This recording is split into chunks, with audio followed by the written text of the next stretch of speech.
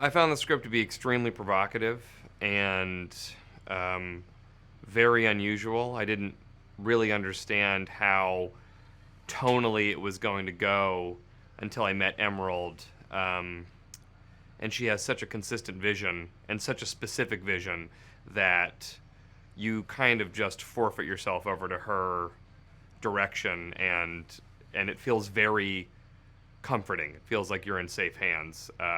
She's a real visionary, and I'm excited to see how she mends these very different genres of comedy and thriller and darkness and retribution into one insane journey. The way I really found the humor in the script, because my character is just so dark, and the sequences that happen with my character are just so terrifying. And I remember sitting with Carrie Mulligan discussing it, and her saying, that she'd been looking for a script like this, something that was really, everything she'd been doing had been so serious and dramatic and dreary, and she wanted something that was really funny and unique. And I remember looking through the script being like, what script are you reading? Because everything I'm doing is terrifying and so bleak. But it wasn't until working with Max and Emerald and kind of seeing the bigger picture, seeing this crazy casting with Bo Burnham and Jennifer Coolidge, that the comedy elements, and seeing how tickled Emerald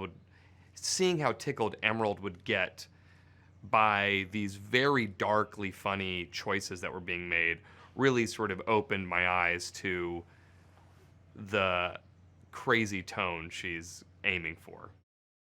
Emerald had a brilliant tactic for directing this whole film, frankly, but especially the scenes between Carrie and I, which is that she was extremely playful, fun, constantly reminding us that this is a film, that this is make believe, that things don't need to be too serious. I think having that levity as we were shooting the sequences was a much needed respite from the content itself. It made 3 very difficult days of shooting much more manageable.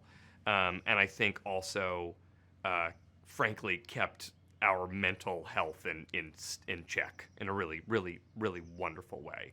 And also, I think having her lightness reminded us of where this sequence fits in the rest of this darkly comic film.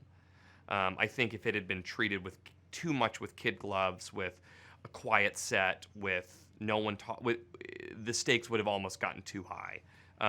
We maybe would have lost sight of what the rest of this film looks like.